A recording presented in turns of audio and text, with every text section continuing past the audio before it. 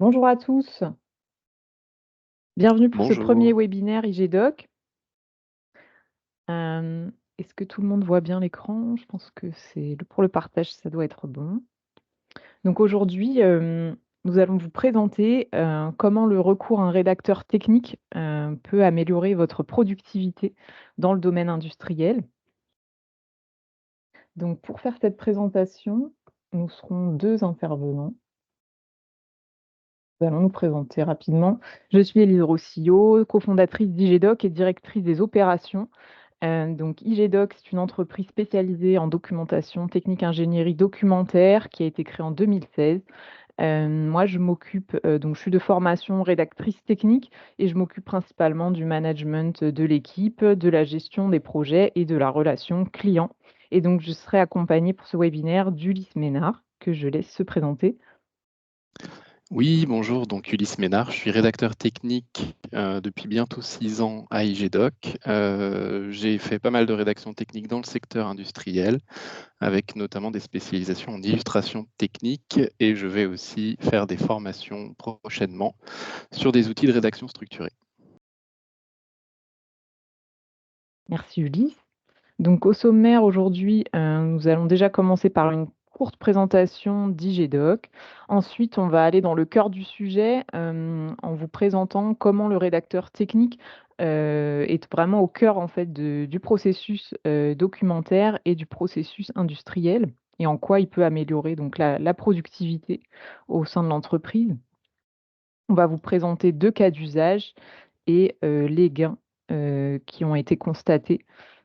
Ah, excusez-moi, il y a un petit bug. La partie 5, ça va être les questions-réponses. Donc, vous pouvez d'ores et déjà poser vos questions dans la partie questions-réponses et on pourra revenir dessus lors de cette séquence. Donc, pour commencer sur une courte présentation d'IGDoc. Donc, on est une société spécialisée en ingénierie documentaire. Donc, notre objectif, c'est de concevoir la documentation pour qu'elle soit la plus adaptée possible aux besoins des utilisateurs finaux. Donc, pour cela, on collabore avec les experts métiers et, si possible, avec un panel aussi d'utilisateurs finaux. Et donc, nous avons des compétences à la fois en rédaction technique, en illustration, en traduction, en gestion documentaire. Je vais vous présenter tout ça en détail juste après. Au niveau de nos références clients, donc, nous sommes présents sur l'ensemble des secteurs d'activité, que ce soit le logiciel, l'énergie, le ferroviaire, l'industrie, le médical, l'aéronautique. Voilà, c'est assez diversifié. Et au niveau de notre implantation, donc, on a un pôle en Île-de-France, un autre dans la région nantaise et un autre dans le sud de la France. On a aussi une équipe présente. On travaille aussi avec des partenaires outils et aussi solutions de traduction. Voilà, donc nous, on accompagne aussi les entreprises à mettre en place des outils qui leur permettent de gagner en productivité documentaire. Euh, voilà pour la présentation. Et au niveau de notre activité, donc, on travaille principalement sur la rédaction technique de la documentation. Donc, on décharge les experts métiers de cette production. On vous accompagne pour mettre en mots, mettre en forme vos documentations. Donc, ça passe par de la rédaction, de l'illustration aussi, de la traduction, puisque souvent vous êtes concernés par des traductions dans de multiples langues en fonction de vos marchés. On réalise aussi des audits documentaires, donc on va analyser votre processus documentaire, les outils que vous utilisez et la qualité de votre documentation. Et on vous fait un rapport sur les améliorations que vous pouvez mettre en place. On vous accompagne aussi si vous avez besoin de formation de niveau 1 sur de la rédaction technique, c'est aussi possible. On vous aide à mettre en place des outils de rédaction structurée, donc des logiciels qui vous permettent de gagner du temps sur la production documentaire. On peut vous accompagner aussi sur la gestion documentaire de manière plus générale, donc votre processus documentaire. La capitalisation des savoirs, donc gestion de bases de connaissances, et la gestion aussi de sites SharePoint, notamment rationalisation. On connaît beaucoup d'entreprises, voilà, qui ont beaucoup de SharePoint et qui ne s'y retrouvent plus, donc on peut vous aider aussi à y voir plus clair, dans cette gestion. Ça, c'est sur nos activités. Et pour finir la présentation d'IGDoc, les types de livrables qu'on peut être amené à produire pour vous. Donc, ça commence par les manuels techniques, donc tous les manuels qui vont décrire comment installer le produit, donc sur tout le cycle de vie d'un produit, de l'installation à la maintenance, aussi des documents IT, des release notes, guides de compatibilité, guides de supervision, des documents plutôt qualité-sécurité. On va plutôt s'atteler à tout ce qui est l'organisation de l'entreprise, les processus, les procédures internes. Après, il y a la partie illustration technique, donc plutôt visuelle, donc produire des vues éclatées, des catalogues de pièces détachées, des schémas techniques, et aussi tout ce qui est logigramme, aide à la décision, donc pour transformer, on aime bien souvent transformer des procédures, des pavés de texte en logigramme. C'est souvent plus clair pour les utilisateurs, donc on peut vous accompagner à ce niveau-là. Et après, dans les autres productions, ça peut être vous accompagner sur le knowledge management, la formation, support de formation, ou comme je disais, la rationalisation de sites SharePoint. Donc n'hésitez pas, si vous avez d'autres questions sur IGDoc, on pourra y répondre dans la partie questions-réponses. Donc j'ai terminé sur la présentation d'IGDoc. Maintenant, on va passer au cœur du sujet. Et donc, je vais laisser la parole à Ulysse pour vous présenter donc, comment le rédacteur technique, par ses compétences, par sa polyvalence, sa transversalité, est en fait au cœur du processus industriel et comment il va permettre de gagner en productivité. Donc, c'est l'objet de notre webinaire. Je laisse la parole à Ulysse. Oui, merci Élise. Donc déjà, on va s'attarder un petit peu sur qu'est-ce que l'ingénierie documentaire, parce que c'est une expression qui encore a du mal à trouver une définition très claire et précise auprès de tout le monde. Donc généralement, l'ingénierie documentaire, ça va regrouper l'ensemble du cycle documentaire, donc toutes les étapes que vont traverser les différents documents qu'on produit, que vous a présenté Élise en début de PowerPoint. Et donc, pour nous, ça qualifie l'ensemble des compétences du rédacteur technique sur tout le cycle documentaire. Donc, de la même façon qu'un ingénieur sur son travail de conception, nous, on va plus s'appliquer au niveau de la documentation. Le plus souvent, en entreprise, il est vrai que cette ingénierie documentaire, ou plutôt le rôle du rédacteur technique, va se cantonner un petit peu à la partie produire les contenus, c'est-à-dire rédiger effectivement les contenus à base de données techniques. Mais le plus souvent, on se rend compte qu'en fait, le rôle du rédacteur, et comme vous le voyez sur le schéma, on commence au petit 4, donc ça c'est la partie visible, mais le rôle du rédacteur est un peu plus complet que ça, puisqu'il va notamment s'occuper de tout ce qui va être expression du besoin en termes de documentation technique, puis ensuite la collecte des données, le recueil des informations techniques, la structuration de la documentation technique. Ensuite, effectivement, c'est lui aussi qui produit les contenus. Il va aussi organiser les schémas de validation avec les équipes techniques afin de valider et de bien consolider le contenu final. Et enfin, il va aussi s'occuper de la stratégie de publication, mais aussi de l'ensemble des stratégies de maintenance qui vont tourner autour de la documentation technique. Donc, le travail du rédacteur technique est en fait assez sous-estimé par rapport à ce qui est visible dans sa charge de travail, c'est-à-dire le contenu en tant que tel, mais pour produire ce contenu, le publier et le faire vivre aussi, eh bien, il y a tout un ensemble d'étapes qui sont nécessaires à cela.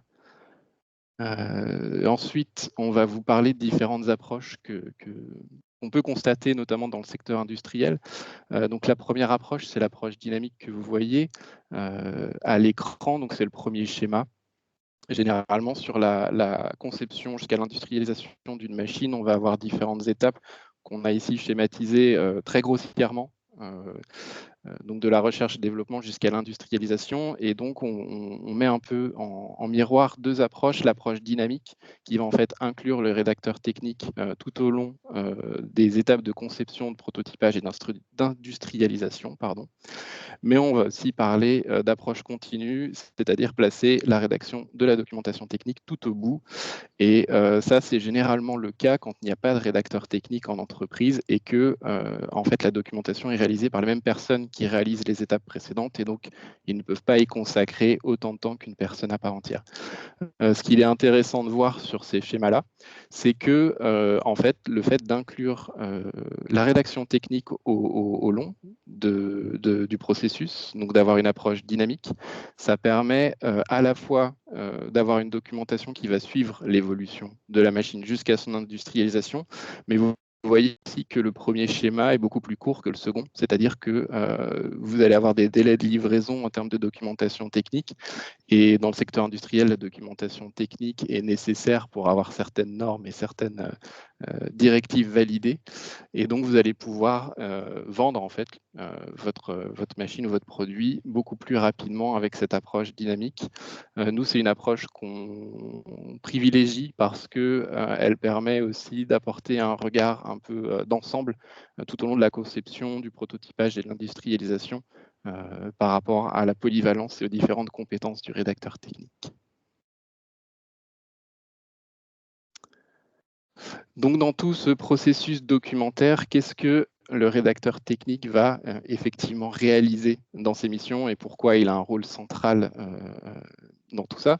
Donc, tout d'abord, il y a quelque chose sur lequel il faut qu'on soit d'accord, c'est que le rédacteur technique n'a pas vocation à devenir un expert dans son domaine. Il est plutôt là pour essayer justement de transmettre une donnée technique qui est, elle, réalisée par des experts dans leur domaine, vers un public lecteur de la documentation qui soit, on va parler de grand public, soit à un autre niveau de technicité pour lequel il nous faudra adapter justement nos contenus écrits. Donc, pour la première partie, on va surtout s'attarder sur tout ce qui est analyse du besoin, c'est-à-dire quelles sont souvent les normes et les directives qui vont régir la vente du produit ou de la machine sur le marché, généralement européen dans notre cas, et l'analyse du besoin aussi clientèle, donc quelles sont les informations que la personne qui va utiliser la machine ou le produit va avoir besoin pour le faire fonctionner, pour l'entretenir, pour le maintenir, pour le dépanner et pour l'installer en amont. Ensuite, une fois qu'on aura tous ces éléments-là un peu en tête, on va planifier l'ensemble de la production documentaire, donc l'ensemble du processus documentaire. Une fois qu'on aura fait ça, on va recueillir les informations auprès des équipes techniques, mais aussi de la documentation technique déjà existante.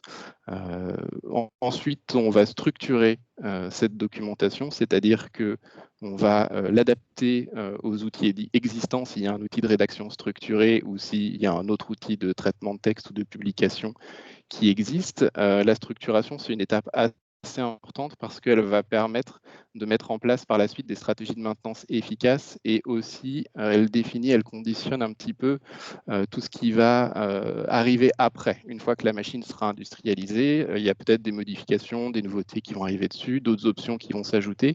Et donc cette partie structuration permet vraiment d'anticiper l'ensemble de la suite du processus documentaire et de la vie documentaire de la documentation technique.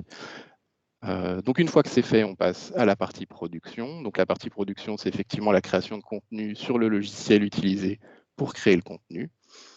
Derrière ça, on va avoir une étape de relecture et de validation qui est très importante aussi, puisque comme on n'a pas vocation à devenir expert dans les différents domaines que l'on explore, eh bien, on va toujours être validé par les personnes qui effectivement sont expertes pour qu'il n'y ait pas de contresens et pour que l'acquis, ou plutôt l'écrit, soit consolidé effectivement. Ensuite, dans la plupart des cas, mais ce n'est pas obligatoire, on va avoir l'étape de traduction. Donc le rédacteur technique est aussi intégré dans ce processus-là, puisque c'est à lui d'estimer avec l'analyse du besoin qu'il a faite tout au début de son raisonnement. Il va définir les langues de traduction obligatoires ou facultatives en fonction des marchés de vente de l'entreprise dans laquelle il travaille. Ensuite, une fois que les documents sont traduits avec le document original, il y a tout ce qui va être de la mise à disposition en interne, mais aussi en externe, donc mise à disposition et diffusion. Donc tout ça, c'est vraiment schématiquement l'ensemble on va dire, du raisonnement par lequel le rédacteur technique va amener toutes ses compétences. Et son rôle, ça va être de rendre l'ensemble de ce processus-là le plus fluide et le plus efficace possible pour effectivement que soit il y ait des personnes qui puissent l'aider dans ces tâches, donc que ce soit facile à reprendre en main, ou alors qu'il y ait quelqu'un qui reprenne aussi la solution derrière, si le rédacteur est indisponible, ou si le rédacteur s'en va, ou voilà.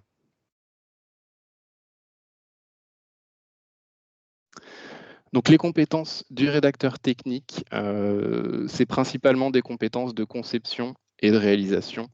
J'ai pas mal insisté sur la slide précédente, sur la partie structuration, et vraiment c'est un élément essentiel du rôle du rédacteur technique de concevoir sa documentation avant de la produire. Très souvent, dans les entreprises dans lesquelles nous on intervient, la plupart des problèmes auraient pu être anticipés à la structuration de la documentation et au choix des outils. Avant la réalisation effectivement des documents techniques, on sait bien qu'il y a des questions de délai évidemment qui sont très présentes dans le secteur industriel, mais quand on ne met pas assez de billes en amont, ben, généralement on se retrouve un peu sur le carreau en aval. Donc, il va collaborer pour réaliser cette documentation technique avec des experts métiers. Ce que nous on appelle les experts métiers, c'est les personnes qui sont expertes dans leur domaine, peu importe le secteur industriel.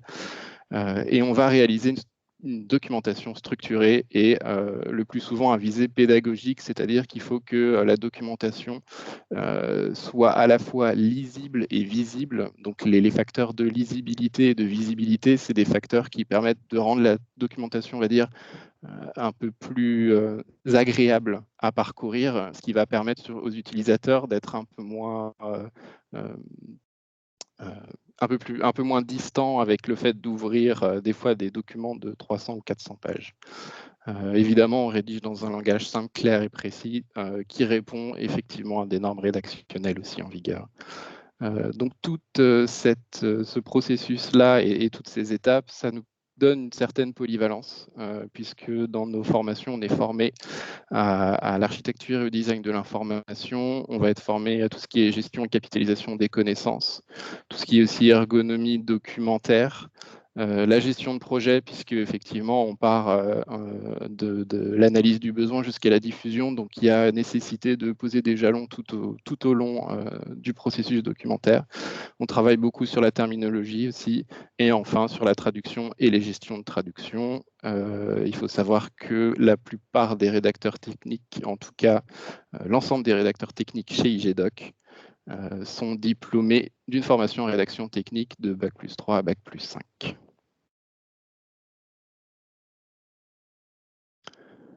Et donc, la polyvalence du rédacteur technique, ici, vous la retrouvez sous forme de schéma. Donc, effectivement, on va analyser les besoins des experts, mais aussi des utilisateurs de notre documentation technique. On communique efficacement avec ces experts métiers. Donc, il y a toute une partie vraiment dans le recueil de l'information où il va être nécessaire d'aller vers certaines personnes qui n'ont peut-être pas des fois forcément l'envie ou qui ne voient pas forcément l'intérêt de donner le contenu technique dont ils sont experts. On structure et on organise l'information, c'est-à-dire qu'on a une vision globale de la documentation et on va dire de l'ensemble des parties de la machine qui sont assemblées. Et on va pouvoir, suite à ça, faire vraiment une documentation qui est liée à la conception de la machine. On centralise et on diffuse la connaissance de l'entreprise aussi, puisque l'ensemble du travail qu'on va faire, on l'exprime généralement concrètement sous forme de documents, de tableaux. On a des méthodologies assez précises au niveau du découpage machine et de l'inventaire documentaire déjà existant. On conçoit une documentation adaptée aux besoins des personnes sur le terrain. Alors ça, c'est souvent un petit peu plus complexe puisqu'il faut avoir accès aux utilisateurs finaux. Dans le secteur industriel, ce n'est pas toujours le cas. On assure aussi la cohérence documentaire par rapport au reste de la documentation de l'entreprise, donc à la fois la documentation qui va être plus du côté marketing, commercial, mais aussi tout ce qui va être au niveau documentation SAV, donc service après-vente, service avant-vente, et pour inscrire la documentation technique dans l'ensemble de la stratégie aussi documentaire de l'entreprise, il va falloir qu'on s'adapte par rapport à ce qui est à ce qui existe déjà. Et enfin, on maîtrise de notre pratique un certain nombre d'outils multimédia performants. Donc, ça va des logiciels de rédaction structurés qui permettent une structuration, une automatisation de la publication et une meilleure gestion des traductions aussi. Mais ça, on va aussi parler, c'est notamment mon cas, de tous les logiciels d'illustration technique, donc de Photoshop à Solid Edge, en passant par des logiciels aussi de rendu photoréaliste, puisque l'expression du contenu technique peut très bien se faire de façon textuelle, mais elle peut aussi être totalement illustrée pour certains cas.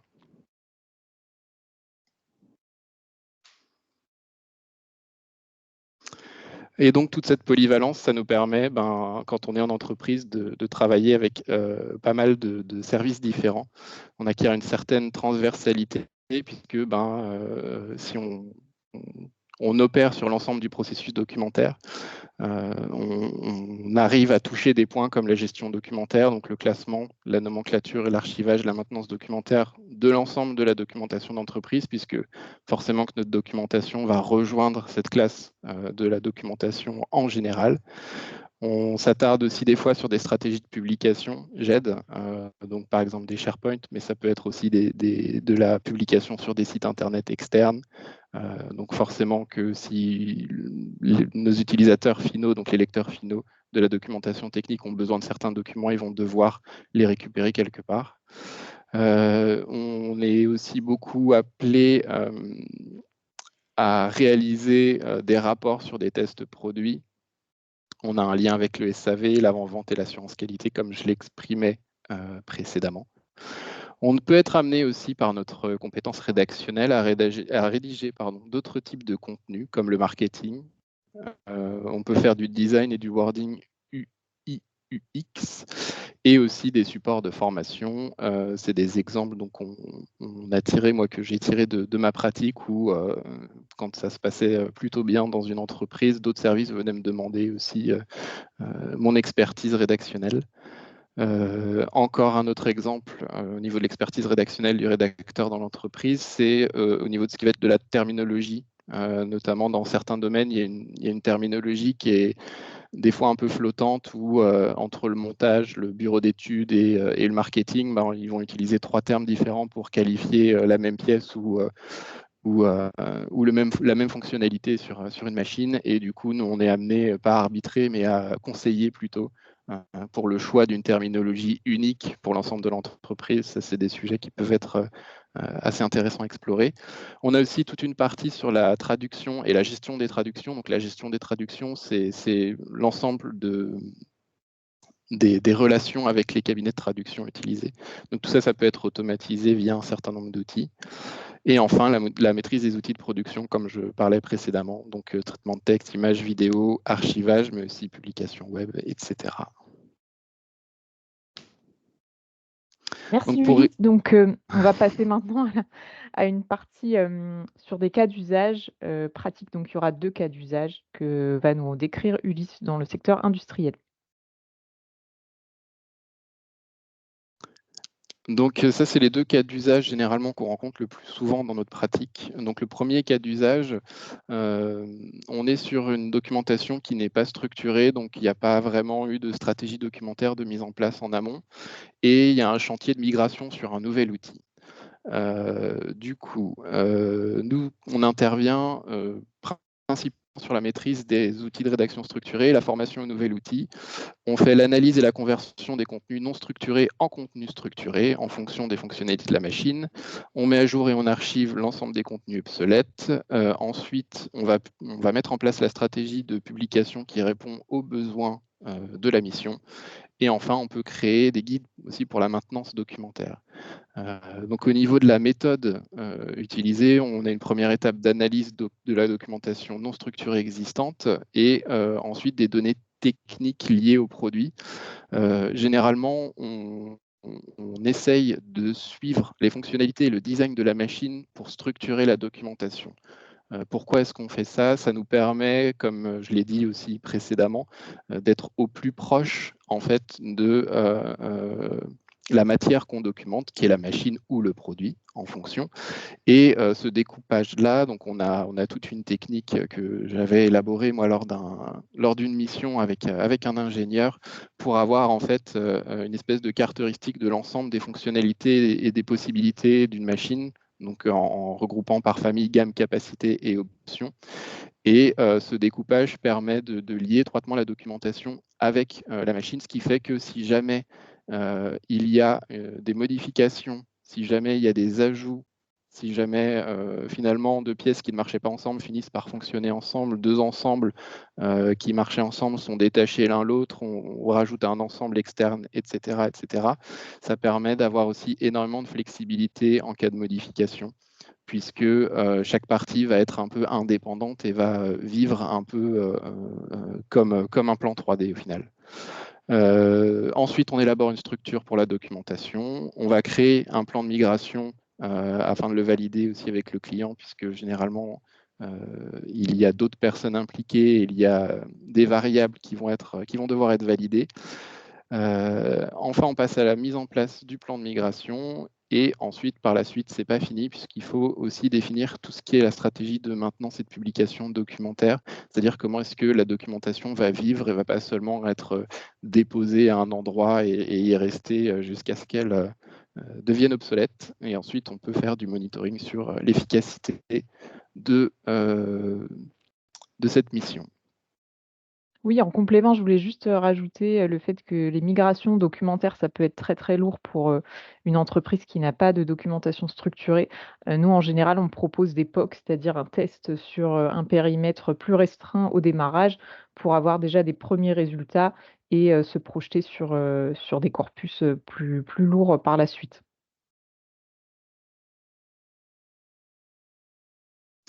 Et donc le deuxième cas d'exemple, c'est l'exemple où la documentation est déjà traitée par quelqu'un sur place et donc est structurée et fonctionnelle, mais manque d'optimisation.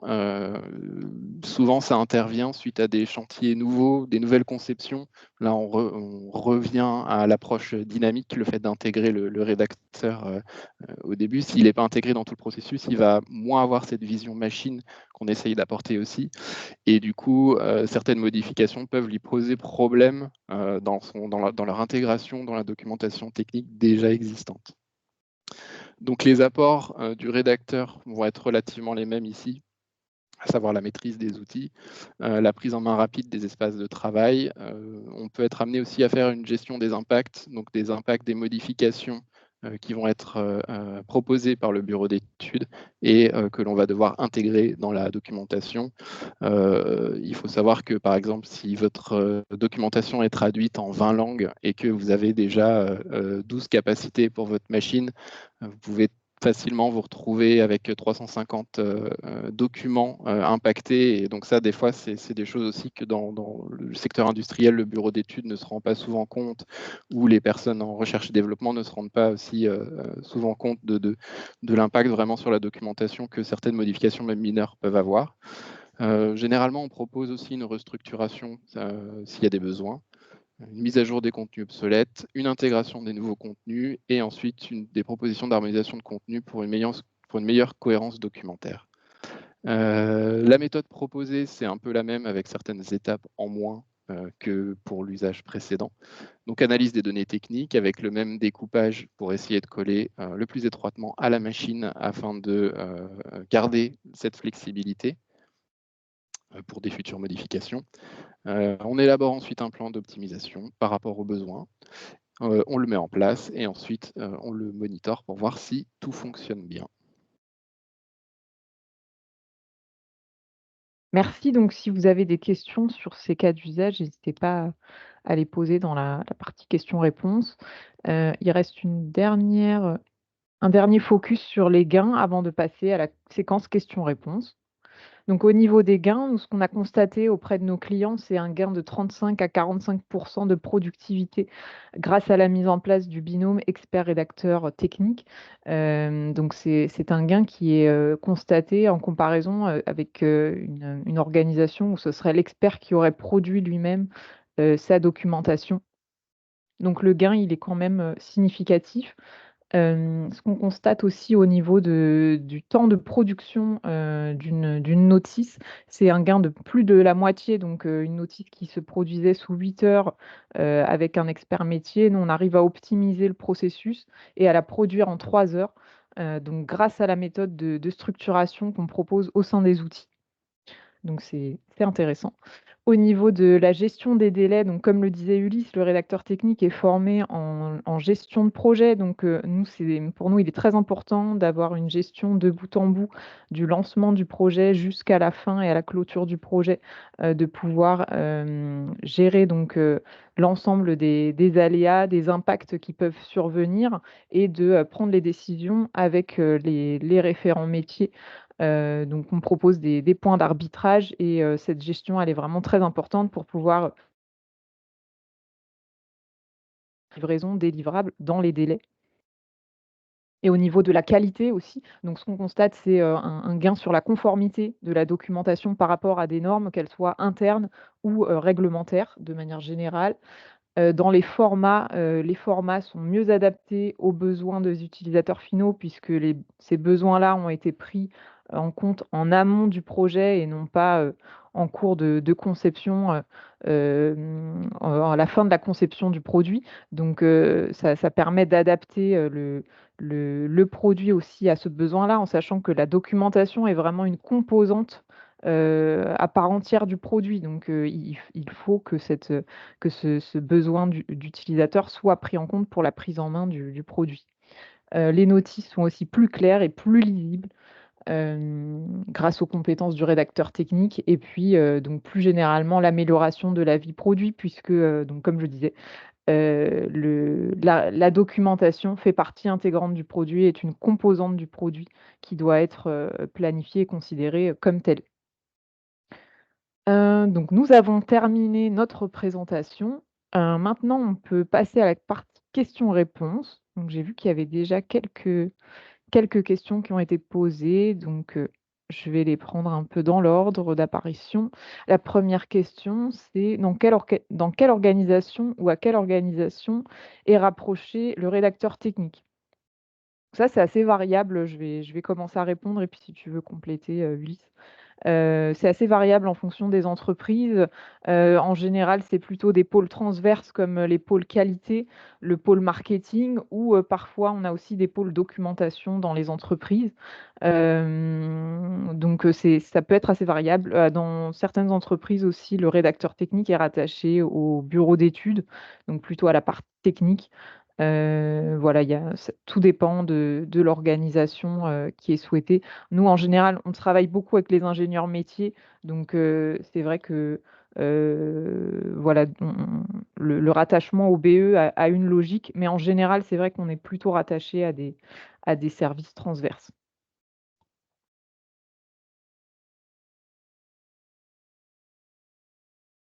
Alors, la deuxième question. Comment un rédacteur technique ou une rédactrice qui n'a jamais évolué dans un environnement technique peut rapidement être opérationnel et apporter une plus-value pérenne à la documentation de l'entreprise. Donc effectivement, c'est souvent un préjugé qu'on retrouve ou une question qu'on nous pose régulièrement, c'est bah, vous ne connaissez pas notre domaine technique, comment vous pouvez en fait vous approprier un domaine très technique et puis notre domaine est toujours plus technique qu'un autre, hein. Ça, c'est des choses qu'on nous dit aussi souvent. Donc, comme le disait Ulysse, le rédacteur technique, il n'a pas vocation à être expert dans le domaine métier. Son but, justement, c'est de prendre un peu de recul, puisque un expert qui est sachant, donc qui connaît les moindres détails sur un produit, il a dans sa tête la Bible sur le produit. L'utilisateur, lui, il n'a pas besoin d'avoir toute cette connaissance. Donc, nous, on va vraiment être à l'intermédiaire entre l'utilisateur et l'expert pour récolter la matière suffisante aux besoins de l'utilisateur. Donc, il n'y a pas cette vocation à être expert. Par contre, il y a quand même une mise à bord qui est nécessaire sur un nouveau domaine technique pour comprendre comment fonctionnent les machines, comprendre les enjeux du secteur aussi.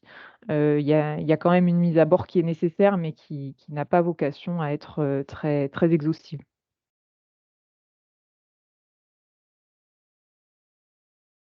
Si tu veux ajouter des choses, n'hésite pas, Ulysse.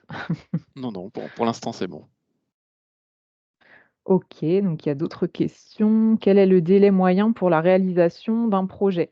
Alors tout dépend du type de projet. Si on est sur un projet, par exemple, de migration, comme on en parlait tout à l'heure, donc d'une documentation non structurée vers du structuré, si on met en place un POC, c'est-à-dire un test sur un périmètre restreint, sur un corpus donné de la documentation, il faut compter, à peu près, 2-3 mois au moins pour avoir un premier résultat et suite à ce résultat, on pourra faire un bilan et voir si on souhaite déployer la solution, et dans ces cas-là, on fait un plan de migration. Donc après, c'est des projets qui peuvent s'étaler sur plusieurs mois, voire plusieurs années en fonction de la volumétrie de la documentation à migrer et aussi des priorités. En général, on va étudier avec vous quelles sont les documentations les plus critiques, les plus importantes à migrer et on va, du coup, prévoir un plan de migration qui soit adapté. Donc tout dépend, aussi du temps que les experts peuvent consacrer, pour travailler avec nous puisque nous, on a besoin d'avoir leur retour aussi, donc on met en place des ateliers réguliers et on a besoin, voilà, d'avoir une disponibilité à minima des experts.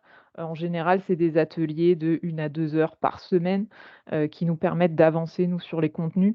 Donc il nous faut aussi cette disponibilité, à minima des experts pour pouvoir, travailler. Donc c'est vrai qu'un projet de refonte documentaire, voilà, ça peut être de 3 mois à 6 mois. Tout dépend du volume, du document. Après, si c'est des petites documentations, ponctuelles à mettre à jour, ça peut se faire, sur quelques semaines, c'est beaucoup plus court. Tout dépend, il faut qu'on étudie votre projet, en fait. Question suivante, quel est le lien avec le service de gestion des données techniques si on est data centric? Comment est gérée l'API et la confidentialité pour un prestataire externe? Alors au niveau pour la confidentialité, donc nous, en tant que prestataire, on signe toujours, un document de confidentialité, avec le client pour qui on travaille. Donc de manière à assurer contractuellement que, les données sont confidentielles. Toutes les données, qui nous sont confiées par le client appartiennent au client de toute façon. Donc nous n'avons pas la propriété sur, les documents que nous produisons. Donc ça, c'est contractualisé dès le démarchage en fait, dès que vous nous envoyez même des données d'entrée, il faut signer ce document de confidentialité. Pour la première partie de la question, quel est le lien avec le service gestion des données techniques si on est data centric? J'avoue que je ne comprends pas tout à fait la question. Hem, je ne comprends pas tout à fait la question, donc j'aurais du mal à répondre.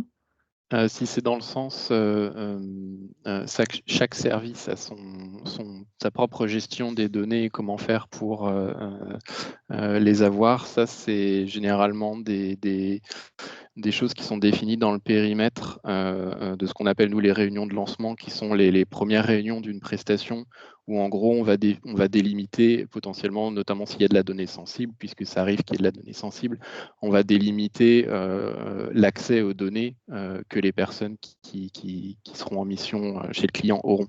Donc effectivement, il y a des documents auxquels on n'aura pas accès, mais il y a aussi des documents auxquels on aura accès, ou alors des morceaux de documents auxquels on a accès. Ça, c'est vraiment en fonction des besoins et en fonction aussi de comment est-ce qu'on va travailler et de sur quoi est-ce qu'on va travailler. Au niveau de la confidentialité, on est des fois aussi amené à directement travailler sur le système interne de gestion documentaire de nos clients. Donc, c'est-à-dire avec le matériel de nos clients, dans les locaux de nos clients, vraiment en réseau fermé. Donc là-dessus, il n'y a pas de fuite de données possible une fois on est dans ce système-là. On n'a pas de schéma privilégié. On peut se déplacer, on peut rester à distance. Généralement, on s'adapte vraiment aux besoins des missions. Ah, j'espère que ça répondait à la question. On va prendre la dernière question et puis on va mettre fin au webinaire. Donc, la dernière question, dans le cadre multiprojet, avec un seul rédacteur technique, quelle méthode pour réussir à créer des hubs experts rédacteurs techniques? Hem Alors multi-projets, il faudrait préciser si ce sont des projets avec des experts du coup qui seraient différents sur chaque projet. Nous, en général, alors, enfin, comment on travaille, euh, en général, pour chaque projet, alors s'il y a plusieurs livrables à produire, 2 experts par projet. Très bien. En général, quand on a des livrables à produire, on nous précise, sur chaque livrable qui sont les référents métiers, à aller consulter pour chaque livrable, en fait, pour chaque sujet à traiter. Alors il y a certains livrables aussi pour lesquels il y a plusieurs, sujets différents, plusieurs experts à consulter. Donc ça, c'est des choses qu'on précise dès le départ. Ça fait partie des données d'entrée du projet et pour le coup, nous, c'est important d'avoir ces données-là pour pouvoir commencer à travailler puisque, on va faire le planning du projet, donc on a besoin de savoir sur quelle partie on peut travailler au démarrage et par la suite. Donc, c'est très important pour nous de savoir exactement quel expert doit être consulté sur quel sujet et après, c'est à nous de nous organiser en termes d'ateliers. Alors, on peut faire des ateliers mutualisés sur des sujets, si, effectivement, si c'est opportun, sur le livrable et que ça permet de faire gagner du temps aussi aux experts. C'est des choses qui sont possibles. Mais en général, voilà, pour nous, c'est ce qui est important, c'est un sujet égale un référent métier et c'est vers ces personnes-là qu'on va se diriger principalement. À noter aussi que la plupart des outils de rédaction structurée aujourd'hui proposent des workflows intégrés, c'est-à-dire que tout au long des différentes étapes du processus documentaire, il est possible de définir une gestion en workflow si jamais organiser des ateliers, c'est plus compliqué pour les personnes expertes. Et ainsi, vous automatisez l'ensemble du processus et notamment de questions-réponses, envoi, correction, validation et retouche. Ça, il y a énormément d'outils qui le font aujourd'hui. Il est aussi possible de travailler sur un même espace de travail, sur une même documentation avec des marques de révision ou sous forme de wiki avec des commentaires. Là-dessus, c'est pareil, il y a énormément de possibilités qui existent et qui rendent le traitement documentaire facile à ce niveau-là. Merci beaucoup. Bah, j'espère qu'on a répondu, voilà, à toutes les questions. Si jamais, voilà, vous souhaitez, aller plus loin dans les discussions, n'hésitez pas à nous contacter. Alors hop, il y a une dernière slide. Si vous souhaitez nous contacter, donc pour information, le prochain webinaire aura lieu fin avril, donc vous serez mis dans la boucle et il portera sur la partie SharePoint et l'expertise qu'on peut vous apporter sur les problématiques SharePoint. Vous pouvez me contacter directement ou contacter donc Stéphane Godino, qui est notre responsable commercial. Vous pouvez nous retrouver aussi sur, le réseau social LinkedIn. On publie régulièrement, voilà, on a un blog aussi, qui est animé régulièrement, donc des articles sur, la documentation technique et sur notre site, aussi IGDoc. Donc n'hésitez pas à nous contacter pour, prolonger cette discussion. Je vous remercie. Merci Uli. Merci à tous. Bonne journée et à très bientôt. Merci, bonne journée à vous.